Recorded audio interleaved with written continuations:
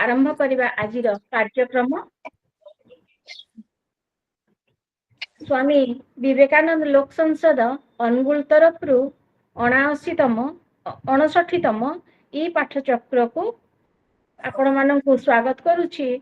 मु संयोजिका अनिता पाणी आभासी कार्यक्रम रे जोग देइथिबा ज्ञानी गुणी सज्जन मानकु प्रणाम जणाउछि एवं सादरे स्वागत जणाउछि। आज विचारधारा विभाग महापुरुष प्रसंग रे निर्धारित विषय हैला जगन्नाथଙ୍କ जीवन और दर्शन। आज सभार सभा मुख्य अनुगुल शाखार लोकप्रिय सभापति डॉक्टर प्रशांत कुमार रथ महाशय, जने सुसाहित्यिक सुदक्ष अध्यापक सहित जने सुधर्मा चेतना सचेतन मनीष भाव में परिचित। आज अतिथि तथा आलोचक भाव में आम गहन रे अछंती। अतिथिर आसन अलंकृत करिसंती आध्यात्मिक प्रचारक पंडित काशीनाथ महाशय को स्वागत जनाउछि कार्यक्रम को। ओंकार वंदना करने को मु स्वागत निमंत्रण करी बटकृष्ण त्रिपाठी सार को। ओम श्री गणेशाय नमः। ओम श्री वेदव्यासाय नमः। ओम श्री सरस्वती नमः। मंगलम भगवान विष्णु मंगलम मधुसूदन मंगलम पुंडरीकाक्ष मंगलम गरुड़ध्वज। माधव माधव विष्णु माधव माधव हरि स्मरन्ति साधवे नित्यं सर्वकार्येषु माधव। झिल्ली झर्झरिका मृदंगपट भेरित शंखध्वनि वीणा तंबर मृदंग महुरी घंटारोव घरघरी तंबुर कुट करताली काहाली ताल ध्वज गीते वाद्य सुगत सहित कुर्वन्तु ते मंगलम। धन्यवाद सर। वर्तमान स्वागत करी विवेकानंद दिव्य वाणी पाठ करने विभूति भूषण स्वाई महाशय को। समस्त को नमस्कार। आज स्वामी विवेकानंद लोक संसद अनुगुल जिला विचारधारा विभाग पक्षर अनुष्ठित यही आवासी आलोचना चक्र रे मु पाठ करुछि स्वामी विवेकानंद दिव्यवाणी। अन्न और वस्त्रदान अपेक्षा ज्ञानदान उच्चतर, प्राणदान अपेक्षा मध्य यह महत्, कारण ज्ञान ही मनुष्यर प्रकृत जीवन। स्वामी विवेकानंद। नमस्कार। धन्यवाद। वर्तमान स्वागत करुछि सभापति स्वल्प वक्तव्य रखिबे। समस्त को मोर नमस्कार। स्वामी विवेकानंद लोक संसद अनुगुल जिला विचारधारा शाखार उपसभापति प्रताप बाबू, संपादक कृष्ण बाबू, अनिता मैडम एवं श्रद्धेय विभूति भूषण नरेश चंद्र, भवानी बाबू, बटकृष्ण बाबू, रवींद्र बाबू, संचिता मैडम, पाठचक्र रे आम सहित जोड़ी होता मोर प्रिय भाई और भौणी माने। आजिर विषय जगन्नाथ दास जीवन और दर्शन। आजिर वरेण्य अतिथि काशीनाथ दास महोदय। श्रीजुक्त दास पेशारे शिक्षक, निशारे से धार्मिक और विद्वान मनीष, जड़े प्रवचक, जगन्नाथ संस्कृति उपरे विशेष ज्ञान गर्भक वक्तव्य प्रदान करती। ओडिशार विभिन्न मंच रे रामचरित मानस और भागवत प्रचारक प्रवचक भाव से सुपरिचित। श्रीजुक्त दास को अनुगुल जिला शाखा तरफ स्वागत जनाऊँगी एवं आमे ताकु पाई निजको गर्वित मन करुचु। विषय क्रम जगन्नाथ दास जीवन और दर्शन। जगन्नाथ दास पुरी जिलार कपिलेश्वरपुर ग्राम भाद्रव शुक्ल राधाष्टमी तिथि जन्म ग्रहण करथिले। से राधांकर अंशावतार थिले। जन्म मसीहा 1487 मसीहा। उदय कहानी अनुसार 1490 बोली के कहती। पिता भगवान पंडा, माता पद्मावती, के कमला देवी बोली वर्णित करती। पंचसखा जुगर से स्रष्टा बा साधक। से उत्कलर व्यासदेव, अपरिमेय प्रतिभार अधिकारी, पुनश्च से कालजयी कलाकार, अद्भुत कर्मा बिंधाणी ज्ञान गर्वी ब्रह्मानंद को से गजपति प्रताप रुद्रदेव राजसभा परास्त करथिले। ओडिया भागवत रचना करी जातीय साहित्यर गौरव घोषणा करि जाइछन्ति। भक्ति भाव दृष्टि दासे चैतन्य ठारू बड़ भागवत पुस्तक दृष्टि मध्य श्रेष्ठ। कथारे अछि अगम्य भाव जाने जशवंत गार काटी जंत्र जाने अनंत आगत नागत अच्युत जाने बलराम दास तत्व बखाणे भक्तिर भाव जाने जगन्नाथ पंच सखाए ओडिया महंत। जगन्नाथ दास भक्ति सिद्धांतर चूड़ांत निष्पत्तिदाता थिले। भक्ति भावरे राधांकर अंशी भावरे सारा जीवन से परम पुरुष को आराधना करी आसीचंती।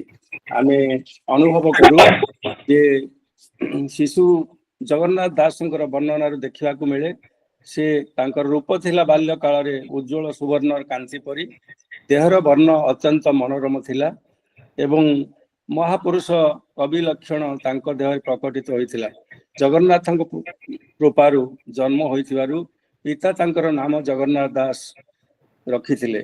4 वर्ष रे तांकर ब्राह्मणोचित संस्कार चूड़ाकर्म कर्णवेद इत्यादि संपन्न करा जायतिला। पूर्व जन्मर संस्कार हेतु बाल्य कालरू समस्त विद्या आयत्त से करि पारिथिले। कैशोर बेलकू अमरकोश कलाप व्याकरण वर्धमान व्याकरण संस्कृत पुराण इत्यादि शिक्षा करथिले। यजुर्वेद सामवेद संहिता अध्ययन पूर्वक वेदांत काव्य नाटक व्याकरण आयत्त करि पारिथिले। दिवाकर दास कहती नाम कपिलेश्वरपुर शासन मध्य तांको घर पुराण पंडा भगवान पद्मावलीन पत्नी नाम यजुर्वेद श्याम वेद को कंठस्थ कले तो ताहाकू मातांको नाम कमला देवी। प्रेमसार तंत्र ग्रंथ अनुसार जगन्नाथ चरितामृत अनुजाई दासे महाभारत रामायण रचना करी परे भागवतर 12 स्कंद अनुवाद कर सारी। जगन्नाथ दासंकर 1200 पुराण 73 आख्यान ग्रंथ 42 परिच्छेद ग्रंथ 19 जंत्रमाला बा वसाण ग्रंथ रही अछि। तेबे एभली जने पंडित गुणज्ञानी संपर्क में आज आलोचना करुचे। मु श्रीयुक्त दास मह को अनुरोध करुची से वक्तव्य प्रदान करंतु। सार पंडित दास महोदय।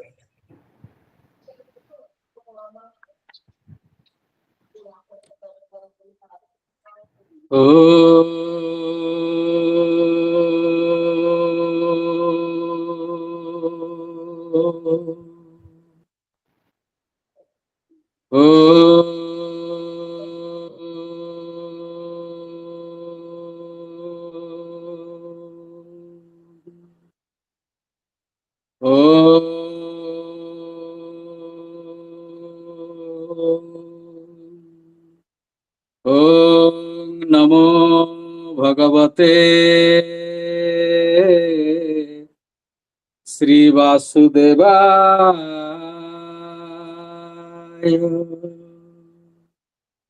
ओम नमो भगवते श्री परमात्मने नमः। ओम श्री गणेशाय नमः। ओम श्री जगन्नाथ दासाय नमो नमः।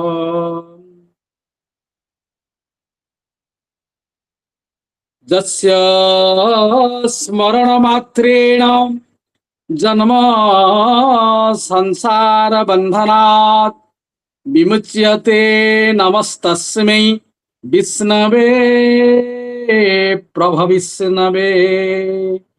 नमः समस्त भूतानां मादिभूताय भूते अनेक रूप रूपाय विष्णवे प्रभविष्णवे प्रभवे प्रभविष्णवे। नीलाचल निवासाय नित्याय परमात्मने बलभद्र सुभद्राभ्यां जगन्नाथाय ते नमः। कोटी ओडियार मौड़मणि भारतर राष्ट्रीय देवता और विश्वर विस्मय ठाकुर जगतर नाथ जगन्नाथ को आज पवित्र अवसर रे मु भूमिष्ठ प्रणाम जनाऊछि। जहां को ब्रह्मा वरुण इंद्र रुद्र मरुत प्रभृति दिव्य स्तोत्र द्वारा स्तुति करंती से महाप्रभु से देवदेव को मु नमस्कार करुची। नारायण नमस्कृत्य नर चैव नरोत्तमं देवी सरस्वती व्यासं ततो जय मुदीरयेत्। भगवान नारायण नरोत्तम नर देवी सरस्वती एवं महर्षि व्यासदेव को मु नमस्कार करुची। ओडिया जगन्नाथ दास ओडिया भागवतर स्रष्टा जहाँ को उत्कलर व्यास बोली मध्य कहा जाए जगन्नाथ दास को मु प्रणिपात करुची। समस्त सज्जन वृंद सर्वाग्रे आज मनोज्ञ मंजुल परिवेश को सभापति आसन अलंकृत करिथिबा डॉक्टर प्रशांत कुमार रथ महोदयसु जहाँकर निष्ठा चेष्टा और प्रचेष्टा फल एक दिव्य भव्य आध्यात्मिक परिवेश गोटे सृष्टि आपण माने करिसंती। अनिता पाणी साहित्य विभाग प्रकाशन महोदया कृष्ण भाई मोर अति प्रिय विषय भाई आउ आभासी कार्यक्रम रे जोग देथिबा समस्त सज्जन वृंद समस्त माँ बापा मानकु ए व्यास आसनरु मु आपण मानकु भूमिष्ठ प्रणाम जणाउछि भूमिष्ठ प्रणाम जणाउछि भूमिष्ठ प्रणाम जणाउछि। भगवान कर कथा कौन कहीदेवी जहाँ मोर अग्रज प्रतिम बड़ भाई डॉक्टर प्रशांत कुमार रथ आरंभ करथिले जो गीत से गीत आम आरंभ करिबा। आगम भाव जाने जशोवंत गारकटा मंत्र जाने अनंत आगत मागत अच्युत भणे बलराम दास तत्व बखाणे भक्तिर भाव जाने जगन्नाथ पंचसखाए ओडिया महंत पंचसखाए ओडिया महंत। पंचसखा को मु प्रणाम जणाऊछि। सर्वाग्रे उत्कलर वाल्मीकि बोली कहा जाए जशवंत जे कि आरंग जगतसिंहपुर जिला रे जन्म ग्रहण करिथिले। अनंत दास बालीपाटना खोर्धा बलराम दास एरबंग पुरी भक्तिर भाव रे रसान्वित करिथिबा जगन्नाथ दास जहाँ शुणिले आमे भागवत उत्कलर व्यास बोली कहा जाए ओडिया भागवतर प्रणेता ए पंचसखा ओडिया महंत मानक मु सर्वाग्रे प्रणिपात जणाऊछि। कौन करिथिले से माने आपण मनरे स्वतः प्रश्न आसुथिबो जे पंचसखा कौन करिथिले। म्लेच्छपति तंकु उद्धार पाई जन्म होइले उत्कल भूमि। ए म्लेच्छ पतित मान को उद्धार करिबा पाई भक्ति भाव रसान्वित करिसंती उत्कलर समस्त जनमानसर प्राण प्राण रे। तांकर जो साहित्य को जदि आलोचना करा जाए से साहित्य केवल आध्यात्मिक ध्यान धारणा नुहंती। तांकर साहित्य केवल जन जीवन वार्तावह नुहंती। से मानकर साहित्य केवल ओडिया संस्कृतिर बाहक नुहंती। से मानकर साहित्य केवल कला साहित्य संस्कृतिर प्रति नुहंती।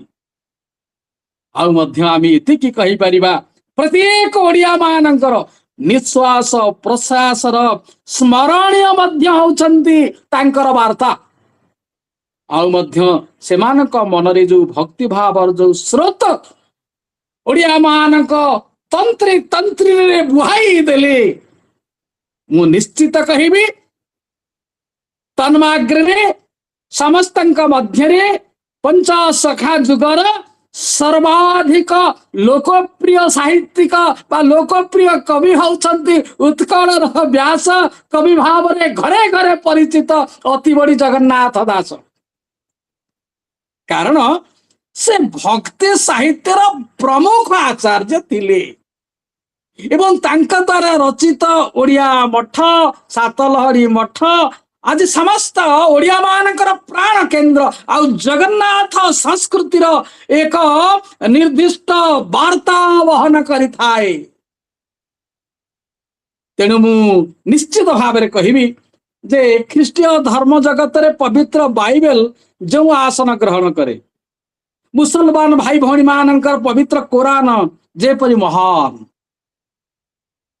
सिख भाई मान भौणी मानकर जमिति ग्रंथ साहेब जंते स्वतंत्र स्थान अधिकार करिसंति सही न्याय रे बा ठीक सही बड़ी उत्कलीय भाव धारा रे भागवत अत्यंत प्रभावशाली जहाकू 4.5 कोटी ओडिया मानकर मौड़बनी विश्वर विस्मय ठाकुर प्रत्यह शुणंती भागवत भागवत जगन्नाथ महाप्रभु शुणंती केते बेले शुणंती खाइला बेले भागवत सोइला बेले गीता आउ संध्या बेले राति रे गीत गोविंद मो ठाकुर जगन्नाथ जगन्नाथ किड़े सुंदर भाव खाइला बेले से भागवत शुणंती भागवत पंक्ति मान सब शुणुथिबे आ भोजन करुथिबे। एई निकट रे गला स्नान पूर्णिमा प्रतिदिन जगन्नाथ महाप्रभु पाखरे जेते अर्पण करा जाए खाद्य से तो खाद्य खाइबा ठाकुर ना तेणु सबुदिन से कौन करते ना सम्मुख भागरु जगन्नाथ महाप्रभु भोजन करती आपण माने जानती भोग मंडप माने भगवान माँ लक्ष्मी द्वारा प्रस्तुत महाप्रसाद व्यंजन गुड़िक सब सज्जित होकर रही थाए रत्न सिंहासन रे प्रभु दर्शन मात्र करिकरी ताको आग्रहण करि थांती।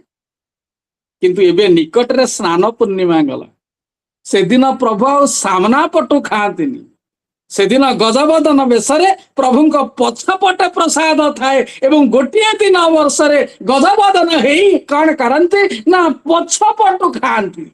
केड़े विचित्र ठाकुर मोर केड़े विचित्र ठाकुर मोर मु निश्चित एठी कहिबा को मने करिबी जे संस्कृत भागवत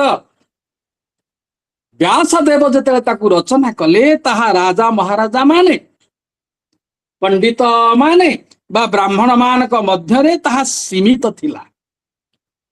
साधारण जनता यार रहस्य बुझी पारु नथिले ताहा रहस्य को से भेद करिवार दूर रे थिले कारण ताहा बुझिबा को संस्कृत शब्द गुड़िक केते क्लिष्ट थिला जे ताको बुझिबा सहज नथिला। किंतु ये जो समस्या से समस्या को दूर करथिले जगन्नाथ दास। आज तो विषय जगन्नाथ दास जीवन दर्शन ए जीवन कह को गले यह दूर कले जगन्नाथ दास एवं संस्कृत तत्व को आक्षरिक अनुवाद न करी यार भाव को परिवेषण कले। किंतु दुखर कथा ए रक्षणशील समाजर बड़ पंडा माने ताको ग्रहण कलेनी प्रबल विरोध विद्रूप कले एवं विद्रुखर सम्मुखन जगन्नाथ दास। गोटे किंवदंती कहबी आपण मान आगे जे मेधा आउ सुमेधा दुई जन देवकन्या जगन्नाथ महादासंकर सेवा से करुतांते। प्रत्येक जगन्नाथ दास बट गणेश पाखरे भागवत चर्चा करती एवं अगणित नर नारी श्रीमंदिर भितर प्रवेश करी से माने कौन करती ना जगन्नाथ महाप्रभुंकर दिव्य वाणी भगवान कथा भागवत से माने सब शुणती। दिने राजा पहुंची गले कपिलेन्द्र देव पहुंची गले राजा कहले तुम्हें एते बड़ विद्वान पंडित तुम पाई मु गर्व अनुभव करे बट गणेश निकट में तुम भाव विहल पुराण पाठ आबल विश्व वृद्ध वनिता को तन्मय कर दिए मात्र क्षीण हो गले मात्र कहीकि सेठी हाथ जोड़ी पंडा पंडित हाथ जोड़ी कहले कहले प्रभु हे महाराज कौन मात्र ना ये भली भ्रष्टाचार ना ना अशिष्टाचार पुणी श्रीमंदिर रे ये छि छि छि ये मंद मंद ये मंद पंडित नीरव हो गले से दिन पंडित नीरव हो गले जगन्नाथ दास राजा कहले दासे तुम्हें नारी महल रे पशि पुराण पढ़िबा आल रे प्रेम नील रचना करुच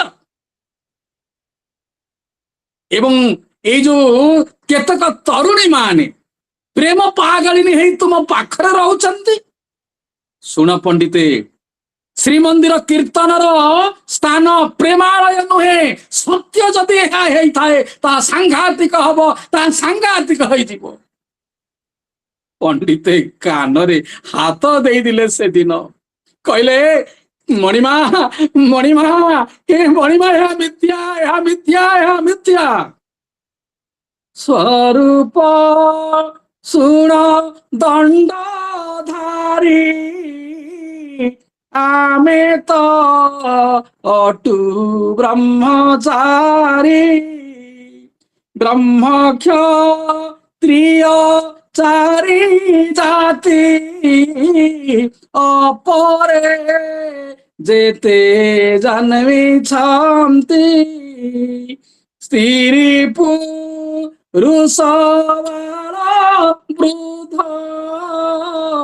देवा शुणी करे श्रद्धा पुरुषे पुरुष स्त्रींका संगे संगी स्त्रींका संगे संगी कहले मणिमा मु हूँ ब्रह्मचारी मु ब्रह्मचारी आपण कौन एमती कहते स्त्री पुरुष बाल वृद्ध जे ए कथा को सधार सहित शुणती मु पुरुष मान पाखे पुरुष एवं स्त्री मान संगर संगी राजा आश्चर्य होगी पचारे कहले पंडित कौन कहते जानी पारुछंती तो अरे ब्रह्म कौन कह मो आगे ब्रह्म कौन कह पंडित कहले ब्रह्मर संज्ञा मते पचारुछंती अरे ब्रह्म बोली करी जेउ दुईटी अक्षर एही विश्व ब्रह्मांडर अटे मूलाधार ब्रह्म नामरु ब्रह्मांड सर्जना होइछि सकल घटरे ब्रह्मपुरी रही अछि तत्र तत्र सर्वत्र ब्रह्म परिपूर्ण होइकि अछंती पंडित कहले कहले आपण बुझिले तो ब्रह्मर संख्या कौन ये संसार मूलाधार हूँ ब्रह्म सकल घटरे पूर्ण होइकि अछंती ब्रह्म राजा कहले तमे केमिति ब्रह्मचारी जानी ना कि जेबे होइबो ब्रह्मचारी नयने न देखिबो नारी पंडित कहले आपण ठीक कहिसंती ब्रह्मचारी जी हुए से नारी मान को आखिरे दर्शन करेनी जे को नारी कथा आपण कहउछंती नारायण ऐरी कथा कहउछंती तो नारी ना कौन नारायण ऐरी ना काम क्रोध लोभ मद मोह मात्सर्य ये जो शत्रु षड़ा षड़ा षड़ा माने एमान शत्रु मानकर ए नारी माने एमानଙ୍କୁ ମୁଁ ଶରୀରରେ ସ୍ଥାନ ଦିଏନି ନା ଆଚ୍ଛା ଏଠି ଯୋଉ ନାରୀ ମାନେ ଅଛନ୍ତି ସମସ୍ତେ ତ ବିବାହିତ ରାଜା ଏ କଥା କହିଲେ ପଣ୍ଡିତ କହିଲେ ଆଜ୍ଞା ସଂସାରରେ ତ ସମସ୍ତେ ବିବାହ ହେଇଛନ୍ତି ଆଉ ଜଣେ ପୁରୁଷକୁ ସିଏ ହଉଛନ୍ତି ଭଗବାନ ଜଗନ୍ନାଥ ମହାପ୍ରଭୁ ସମସ୍ତେ ତାଙ୍କୁ ଏମିତି ବାଚାଳ ତାଙ୍କ ଭିତରେ ଆଲୋଚନା ଚାଲିଛି ଜଗନ୍ନାଥ ମହାପ୍ରଭୁ ପଚାରିଥିଲେ ଏ ଜଗନ୍ନାଥ ଦାସ କହିଦେଲେ କହିଲେ ସମସ୍ତେ ନାରୀ ଏକା ଜଗନ୍ନାଥ ହଉଛନ୍ତି ପୁରୁଷ एकई पुरुष मुरारी सकल घटे छंती पूरी कहले जगन्नाथ पुरुष राजा कहले कौन जगन्नाथ नारी नुह कि ना हाँ नारी मु मानुची ना कहलो देखी जगन्नाथ केमती नारी उग्रतारा सुल पाणी उग्रतारा सुल पाणी सुभद्रा भुवनेश्वरी एवं जगन्नाथ होउछन्ति दक्षिण कालिका ଆଉ ଗୋଟିଏ କଥା ମଧ୍ୟ କହିପାରିବା, ଜଗନ୍ନାଥ ସ୍ୱାମୀ ନୟନ ପଥଗାମୀ ଭବ ତୁମେ। ଆଉ ଗୋଟିଏ ଦିନ ଜଗନ୍ନାଥ ମହାପ୍ରଭୁ ନାରୀ ବେଶ ହୁଅନ୍ତି। କୋଉ ଦିନ ସେଇଟା? ଯୋଉ ଦିନ ସେ ମଧ୍ୟ କଣ କରନ୍ତି ନା ଯେଉଟ ଭୋଗ ଖାଆନ୍ତି। କୋଉ ଦିନ? ଭାଦ୍ରବ କୃଷ୍ଣ ପକ୍ଷ ଅଷ୍ଟମୀ ଦିନ। କାହାର ବେଶ ସିଏ ହୁଅନ୍ତି ନା ଦେବକୀଙ୍କର ବେଶ ହୁଅନ୍ତି। କାହାକୁ ଜନ୍ମ କରାନ୍ତି? ଆକାଶେ ଉଦେ ନିଶାକର ଗୋବିନ୍ଦ ଉଦରୁ ବାହାର, ଗୋବିନ୍ଦ ଉଦରୁ ବାହାର। ତେଣୁ ଜନ୍ମ କରାନ୍ତି ଭଗବାନ କୃଷ୍ଣଚନ୍ଦ୍ରକୁ ଜନ୍ମ କରାନ୍ତି। ଆରେ ଶୁଣ ପଣ୍ଡିତ, ସେ ବି ଜଗନ୍ନାଥ ହଉଛନ୍ତି ନାରୀ। ପଣ୍ଡିତ କହିଲେ ଆଚ୍ଛା ଆପଣ ପୁରୁଷ, ମୁଁ ପୁରୁଷ କହିଲି, ଆପଣ ନାରୀ କହିଲେ। ବର୍ତ୍ତମାନ ଶୁଣନ୍ତୁ, ଜଗନ୍ନାଥ ହଉଛନ୍ତି ନାରୀ ଓ ପୁରୁଷ ଉଭୟ। ନା ଉଭୟ ନାରୀ ନା, ଅପୂର୍ବ ସିଂହାସନକୁ ପଟାନ୍ତର ନାହିଁ, ଅଣାକ୍ଷର ବିଷ୍ଣୁ ଜହିଁଛନ୍ତି ଉଭା ହୋଇ। ଜଗନ୍ନାଥ ମହାପ୍ରଭୁ ହଉଛନ୍ତି ଅଣାକ୍ଷର ବିଷ୍ଣୁ। ନା କଣ ସେ ଅଣାକ୍ଷର? ନା ଅଣାକ୍ଷର ଯାହାକୁ କହି ଅର୍ଧେ କଣ୍ଡିରା ଅର୍ଧେ କମାଇ, ଅଣାକ୍ଷର ଯାହାକୁ କହି ଜୀବ ପରମର ଭେଟା ଭେଟି ହେଲେ, ତ୍ରିଭୁବନ ସିନା ଶୂନ୍ୟ ଦିଶଇ, ଅଣାକ୍ଷର ଯାହାକୁ କହି। ରାଜା କହିଲେ ଶୁଣ ପଣ୍ଡିତ, ଏମିତି ପଣ୍ଡିତୀୟ ଭାଷାରେ ମତେ କହିବା ଦରକାର ନାହିଁ। ତମେ ନାରୀ ନା ମୁଁ ନାରୀ, ନା ତମ ନାରୀ ସ୍ୱରୂପ ମତେ ଦେଖେଇବ।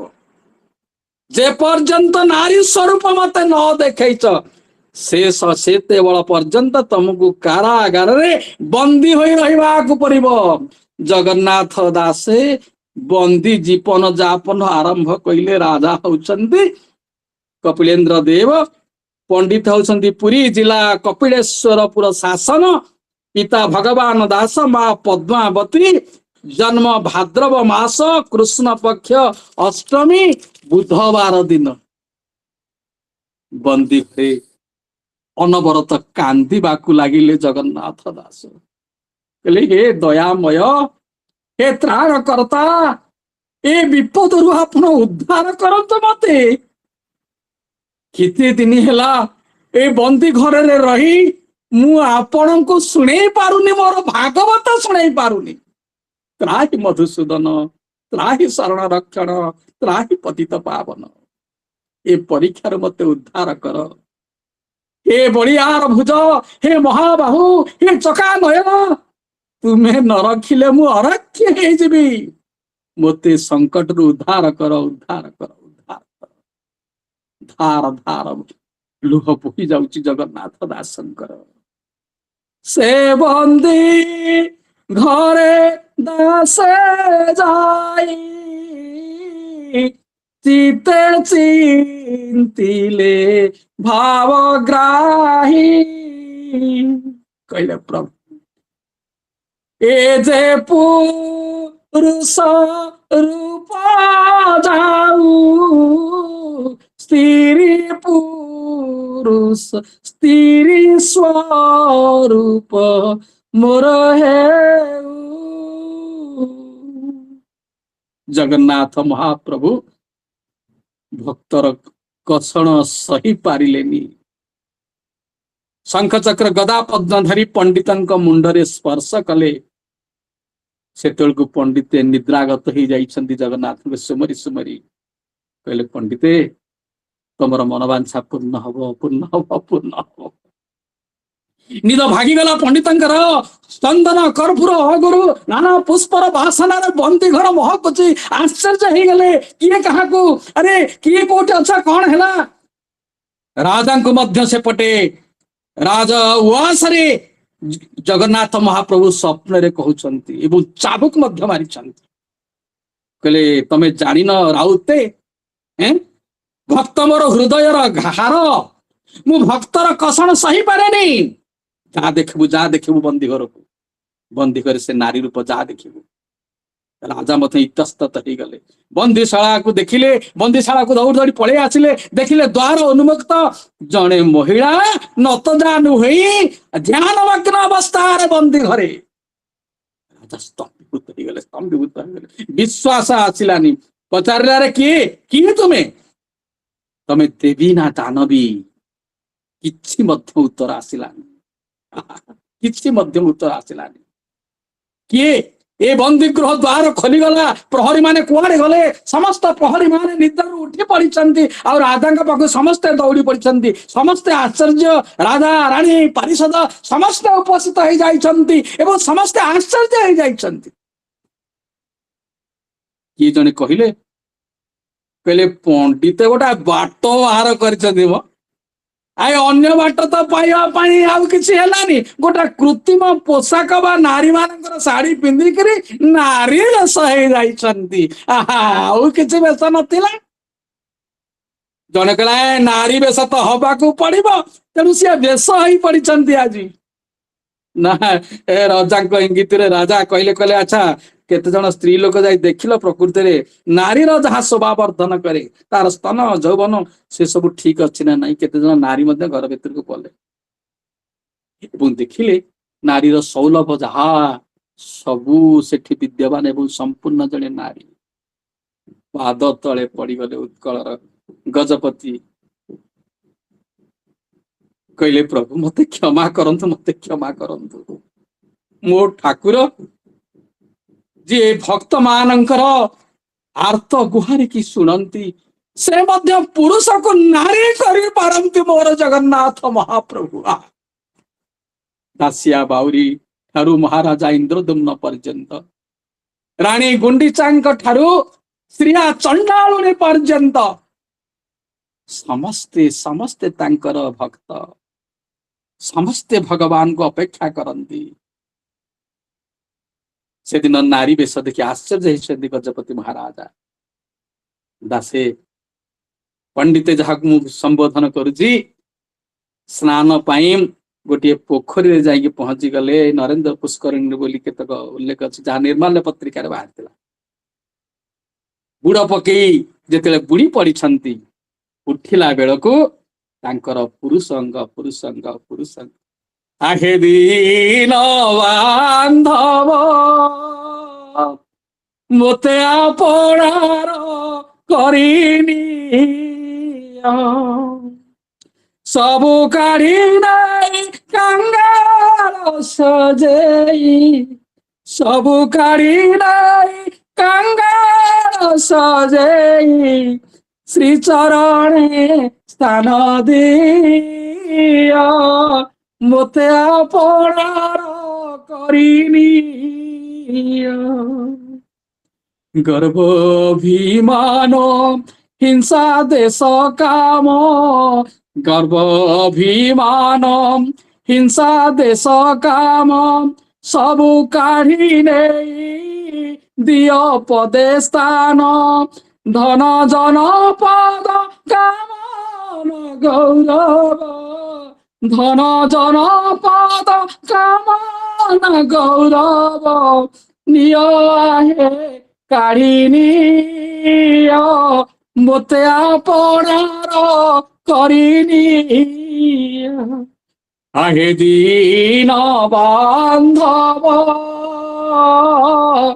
मोते आपणार करिनी आपणार करिनी। जो जगन्नाथ महाप्रभु पुरुष को नारी करी पारंती सही मो कालिया शांत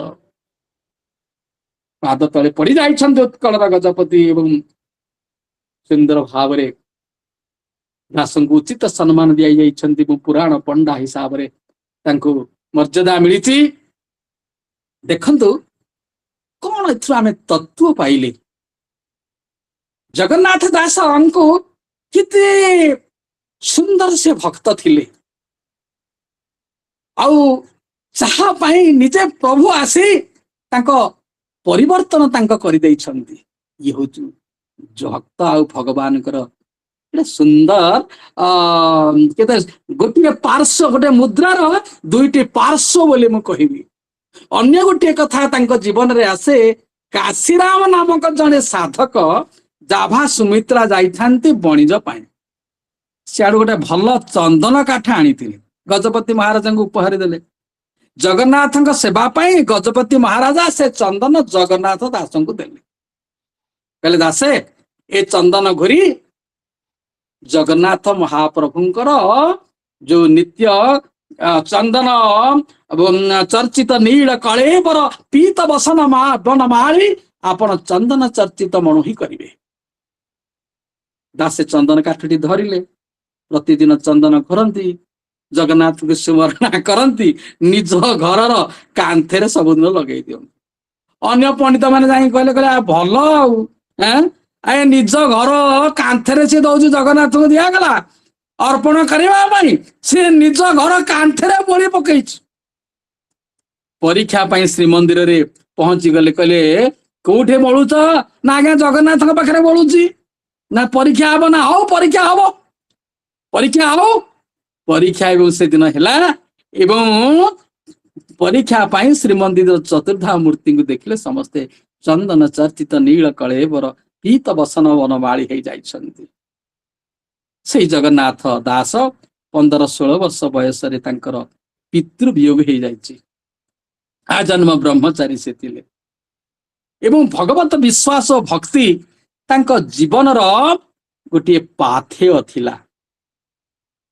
କିମ୍ବଦନ୍ତୀ କହନ୍ତି ଯେ କାର୍ତ୍ତିକ ହବିଷ ସମୟରେ ପୁରାଣ ପଣ୍ଡଙ୍କ ଠାରୁ ସଂସ୍କୃତ ଭାଗବତ ଶ୍ରବଣ ବେଳେ ଗୋଟିଏ ଶବ୍ଦର ଅର୍ଥ ବୁଝି ନ ପାରି ତାଙ୍କର ମା ପୁରାଣ ପଣ୍ଡାଙ୍କୁ ପଚାରିଛନ୍ତି। ପୁରାଣ ପଣ୍ଡା ତାଙ୍କୁ ମୁଢା ନାରୀ ବୋଲି କହିଛନ୍ତି, ତିରସ୍କାର ମଧ୍ୟ କରିଛନ୍ତି। ପଦ୍ମାବତୀଙ୍କ ମନକୁ ଆନ୍ଦୋଳିତ କରିଛି, ମନ ଦୁଃଖ କରିଛନ୍ତି। ଘରକୁ ଫେରିଛନ୍ତି, କହିଲେ ଆରେ ପୁଅ, ତୁ ତ ପାଠ ପଢିଛୁ, ଗୋଟିଏ କଥା ମୋର ରଖନ୍ତୁ ନା କଣ?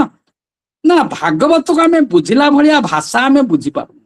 ସଂସ୍କୃତରେ ସିଏ ପଢୁଛନ୍ତି, ଆମେ ବସୁଛୁ, ଶୁଣୁଛୁ, ଆସୁଛୁ, କିଛି ଆମ ବୁଝିଲା ଭଳିଆ ଭାଷାରେ ତୁ ଲେଖନ୍ତୁନୁ। ଯଦି ଏତିକି କରିପାରନ୍ତୁ, ମୁଁ ତୋତେ ଯୋଉ ଜନ୍ମ କରିନି, ମୋ ଜନ୍ମ ସାର୍ଥକତା ମୁଁ ପାଆନ୍ତି। ମା ତାଙ୍କର ଭକ୍ତି ସାଧାରଣ ନର ନାରୀଙ୍କ ଅନ୍ତର୍ହୃଦୟର ନିବେଦନରେ ଓଡ଼ିଆ ଭାଷାରେ ଭାଗବତ ଲେଖିବାକୁ ପ୍ରେରଣା ଦେଲା। ଦେଖନ୍ତୁ ମାଙ୍କର କଥା ଅନୁସାରେ ସେ କଣ କଲେ। ଠିକ ଯେମିତି ମା ସୁନୀତି ଭାଗବତରେ ଗୋଟିଏ କଥା ଅଛନ୍ତି, ଧ୍ରୁବ ଚରିତ।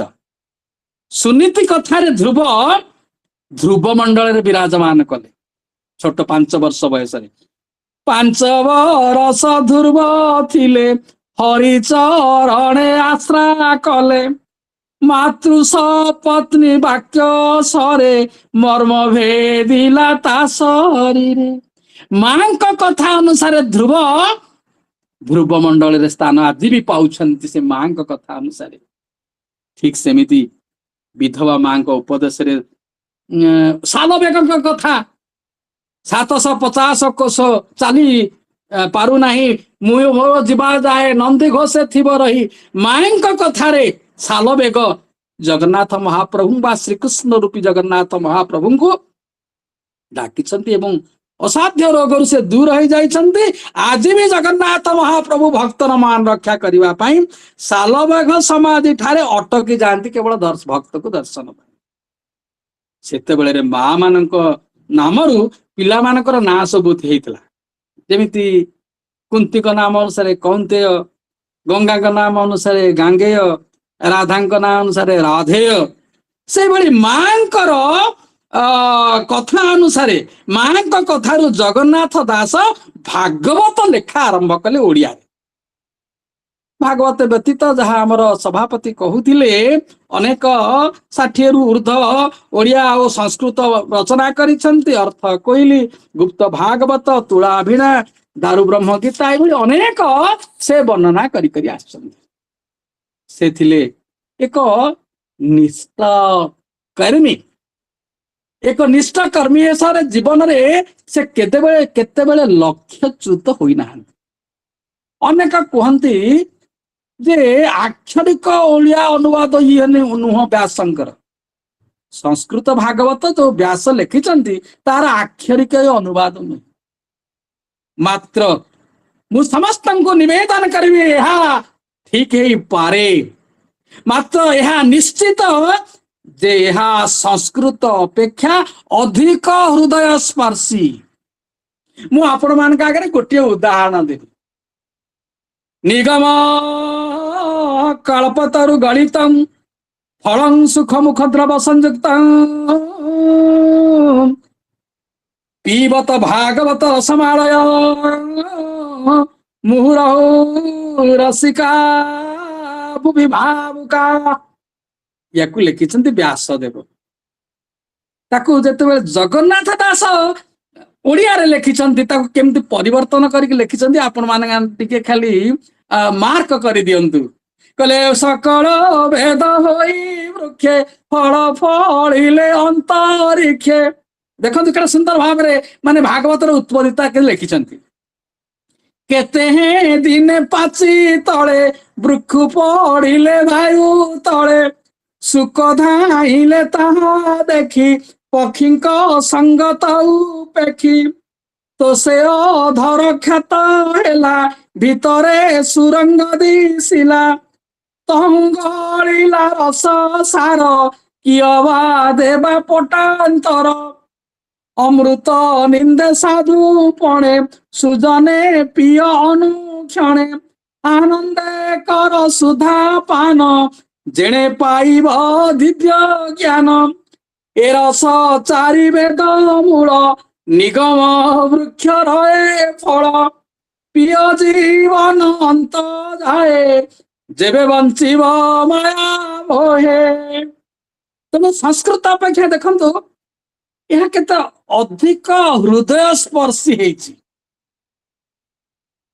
आ गोटे उदाहरण जो आमे कहते जे जेमिति आज भी कथा कथा के विभिन्न समय रे भागवतर पंक्ति गुड़िक आमे समस्ते मन रखीचे जेमिति सकल घटे नारायण बसंती अनादि कारण प्राणीर भल मंद बाणी मरण काले ताहा जानी मर्त्य मंडले देह वही देवता होइले मरई दुखे अर्जित जेते धन से नुहे सुखे प्रयोजन ये जगन्नाथ दासंकर जो भागवत ये भागवत इते सरल इते मार्मिक एकते भक्ति रसरे परिपूर्ण ताहा अन्य कौन शास्त्र रे आमे पाइबानी अवश्य संस्कृत भागवत तत्व संबलित एथिरे द्विधा नहीं एवं तत्व बुझिले तुटे भ्रांति बोली आमे जानी परुचे किंतु भक्ति रसात्मक जो तरंग भक्ति रसात्मक जो स्रोत से स्रोत प्रभाव से केते करिसंति भक्त मानकु आपण माने समस्त अनुभव करंतु आउ एक विशेषता है जगन्नाथ दासंकर भागवतर जे सर्वत्र से श्रीकृष्ण और विष्णुकर पर्याय छाड़ी जगन्नाथ नाम उल्लेख करिसंति जेमिति जे तीर्थ मय जगन्नाथ सकल देश काल पात्र माने जगन्नाथ महाप्रभु को ओडिया मानकर प्राणर ठाकुर को से तंत्रे तंत्रे समस्त आगे प्रकाश करने को चाहते जगन्नाथ महाप्रभु तिंतिवा देखी जगन्नाथ फणारे ढांकिले अनंत फणारे ढांकिले अनंत ये सारे जगन्नाथ दासंकर जीवन जदि आमे आलोचना करिबा तन मध्य भागवत को केबे छाड़ी पारिबा नहीं महापुराण होची भागवत महापुराण कहले कौन ना समस्त पुराण गुड़िक ताहा पांचटी जिनिस रे तैयारी माने सृष्टि प्रलय वंश चार मनंतर और वंशानुचरित ए पांचटी विषय रे ज्ञान अर्जन करी हबा जेते पुराण अछंती କିନ୍ତୁ ପୁରାଣ ମଧ୍ୟରେ ଭାଗବତକୁ ଜଗନ୍ନାଥ ଦାସ କଣ କରିଛନ୍ତି ନା ଆମମାନଙ୍କୁ ସେ ତାକୁ ମହାପୁରାଣର ବ୍ୟାଖ୍ୟା ଦେଇଛନ୍ତି। ଯାହା କୁହାଯାଇଛି ଅତ୍ର ସର୍ଗ ବିସର୍ଗସ୍ୟ ସ୍ଥାନଂ ପୋଷଣ ଉତୟ ମନନ୍ତୟନୁ କଥା ନିରୋଧ ମୁକ୍ତିରାଶ୍ରୟ। ଏଥିରେ ସେ 10ଟି କଥା ଲେଖିଛନ୍ତି। କହିଲେ ଏ 10ଟା ଯଦି ଥିବ ତାହେଲେ ତମେ ଜାଣିବ ତାହା ହଉଛି ମହାପୁରାଣ। ମହାପୁରାଣ ବା ତାକୁ ଆମେ କହୁଛେ ମହାପୁରାଣ ବୋଲି ଆମେ କହିବା। 12 ସ୍କନ୍ଦ ବିଶିଷ୍ଟ। 12 ସ୍କନ୍ଦରୁ ପ୍ରଥମ ସ୍କନ୍ଦ ଓ ଦ୍ୱିତୀୟ ସ୍କନ୍ଦ ଏ ଦୁଇଟି ହଉଛି ଉପକ୍ରମଣିକା। ତୃତୀୟ ସ୍କନ୍ଦରୁ ଦ୍ୱାଦଶ ସ୍କନ୍ଦ ପର୍ଯ୍ୟନ୍ତ ଯୋଉ 10ଟି ସ୍କନ୍ଦ ରହିଲା ତାହା ହଉଛି ବିଷୟ ବସ୍ତୁ।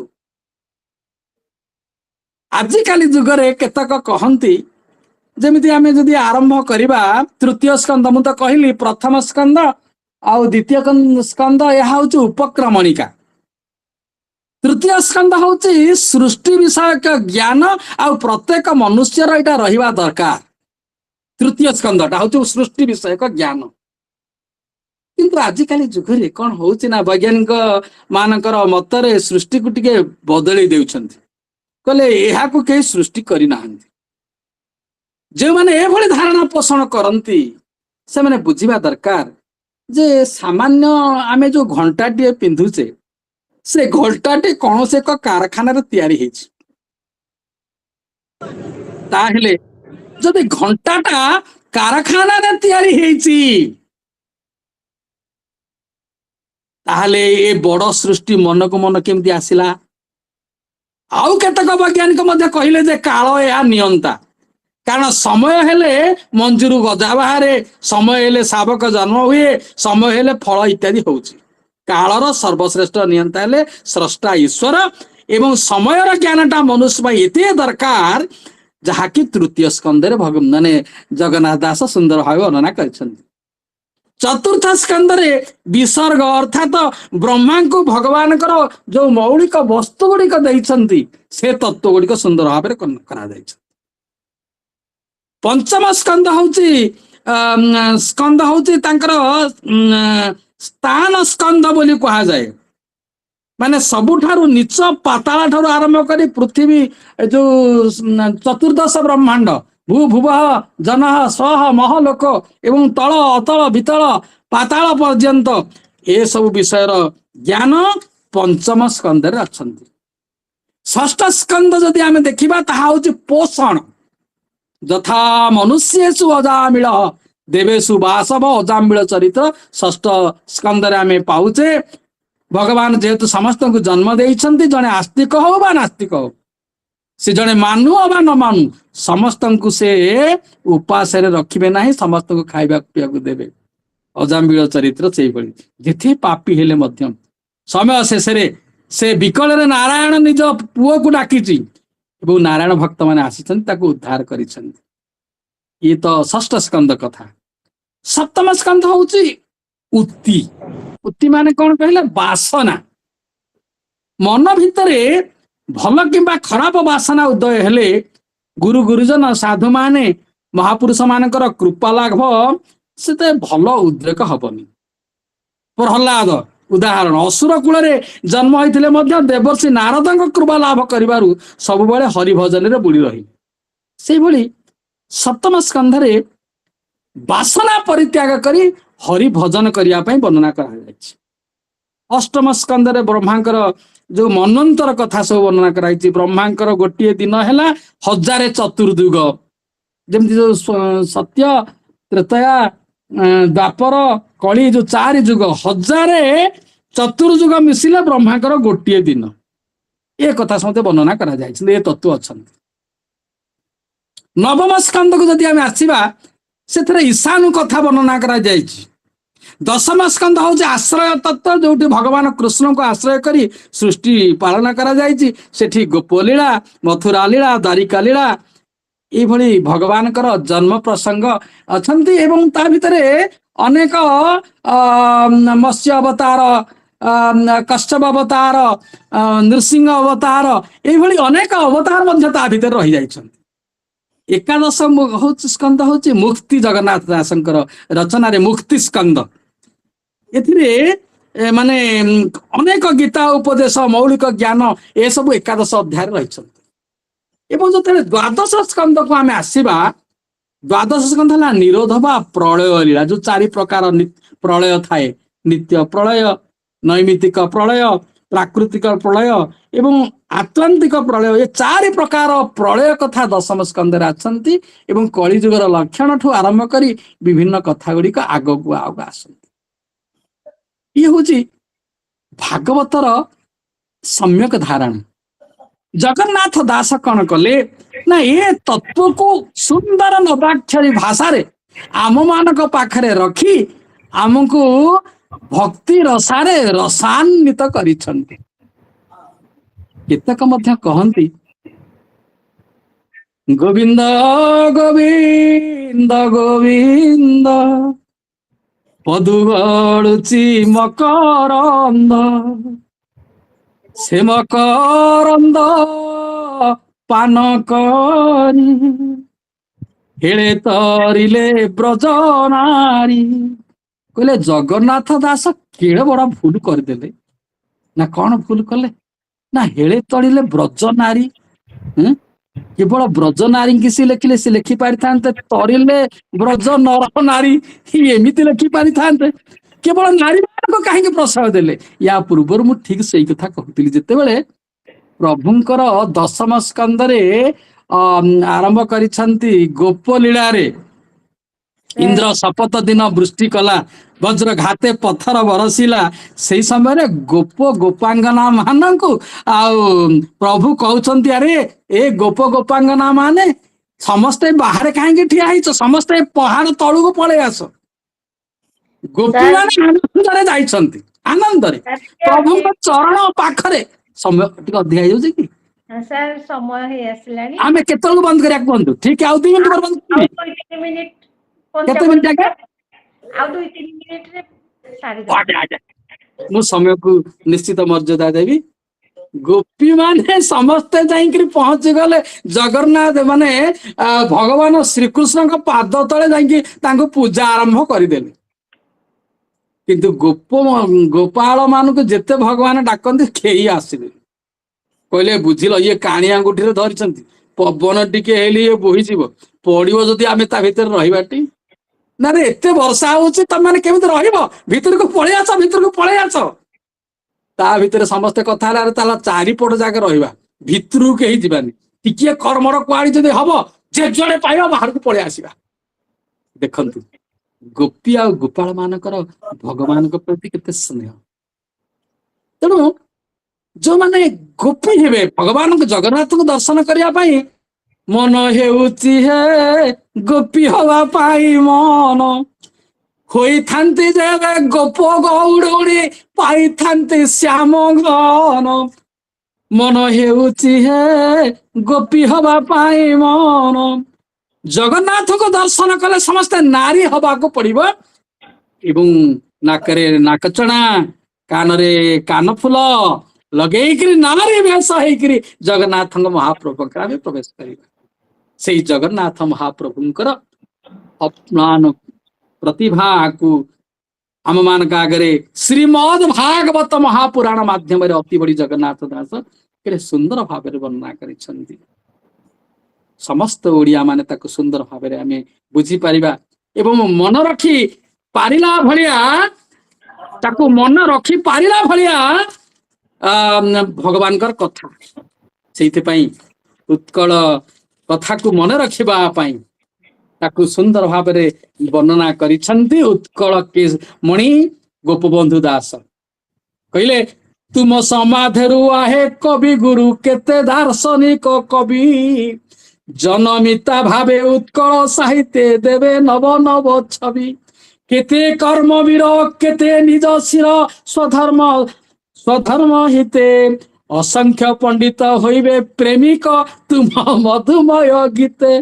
ସେ ଯେତେ ବଡ ପଣ୍ଡିତ ହେଇଥାନ୍ତୁ ନା କାହିଁକି, आपणकर भागवत जोठी पढ़ा जाए हे जगन्नाथ दास से नास्तिक आस्तिक हेजिब नास्तिक प्रेम रजुरे बंधा हब प्रेम रजुरे बंधा हब वास्तव में मु एतिकी कहबी जगन्नाथ दास आमर चिर नमस्य संक्षेपरे कहबी जगन्नाथ दासंकर भागवत ए ओडिया जाति को बांधी रखिबा पाई सामर्थ्य सामर्थ्य और समर्थ शेषरे मते आपण माने किछि समय पे बांधी रखिथिबार मु आपण मानकु प्रणाम जणाउची एवं समयर मर्यादा दृष्टि कथा को ये विराम रखिबा जगन्नाथ महाप्रभु भागवतंकर कथा कहवा तो दुरुपप्या संक्षेप किछि किछि उपस्थापन करिछि कहू कहू ए मनीष एकमात्र जीव जे कि भूल करे कहू कहू पार्टी जदि किछि कोन अडुआ हो जाइथो मते क्षमा करिवे जय जगन्नाथ ओम पूर्णमदः पूर्णमिदं पूर्णात् पूर्णा मुदच्यते पूर्णस्य पूर्णमादाय पूर्णमेवावशिष्यते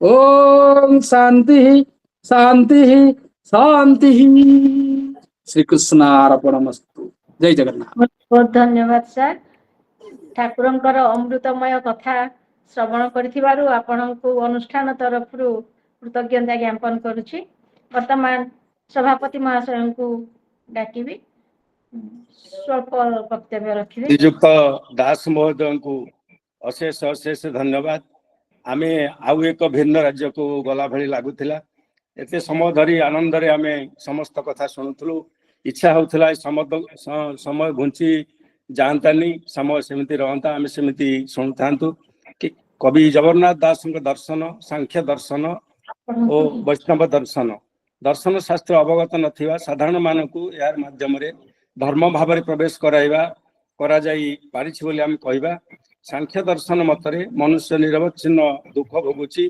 मूल कारण संपर्क से अज्ञ दुखर त्राई पाइबा लगी से अज्ञ ज्ञान लौकिक ज्ञान अतीत यही संपर्क में अवगत कराइबा सांख्य दर्शन मुख्य उद्देश्य किए कहती सांख्य दर्शन निरीश्वरवादर प्रचारक किंतु यहाँ समालोचक माने खंडन करिसेंती ईश्वर को देखे हेउ नाही बोली ईश्वर नाहंती बोली कहिसेंती तेबे समालोचक मायधर मानसिंहकर मतरे जननीर इच्छा ए जातिर हेला रक्षा कवच पुणी थे श्रीयुक्त दास को धन्यवाद जनई मु पुणी अनिता मैडम पाखक फेरी जाउछि धन्यवाद सर वर्तमान स्वागत करी धन्यवाद अर्पण पर्व स्वागत करी अध्यापक नरेश चंद्र महांती महाशय को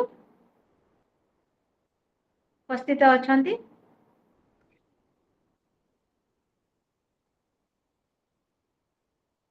नरेश चंद्र महांती उपस्थित अछंती निजे दियंतु निजे धन्यवाद दियंतु कृष्ण सर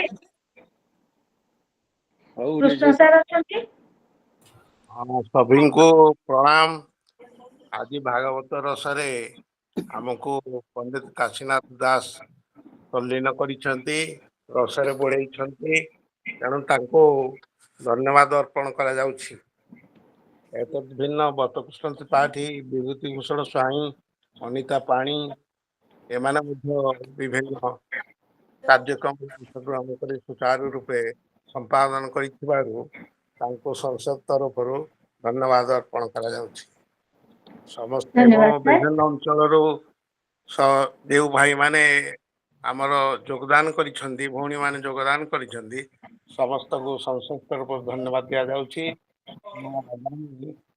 3/8/25 रे पुणी आउ जणे आपन सहित भेट हम निमंत्रण रहिला समस्त योगदान करिवे आउ थरे धन्यवाद सर वर्तमान स्वागत करी शांति पाठ करिया पई संजीता त्रिपाठी मैडम को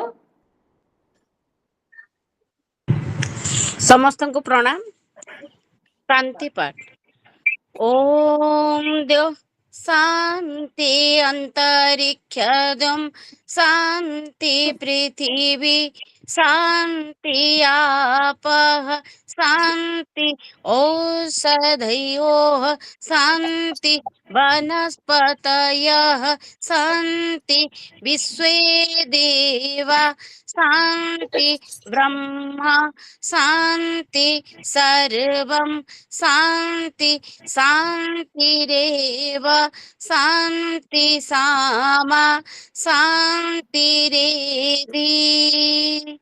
ॐ शान्ति शान्ति शान्तिः। धन्यवाद मैडम। पुणी थरे समस्त को कृतज्ञता जणाई आज ए पाठचक्र समाप्ति घोषणा करुछि। धन्यवाद। तत्सहित ए मासर सांगठनिक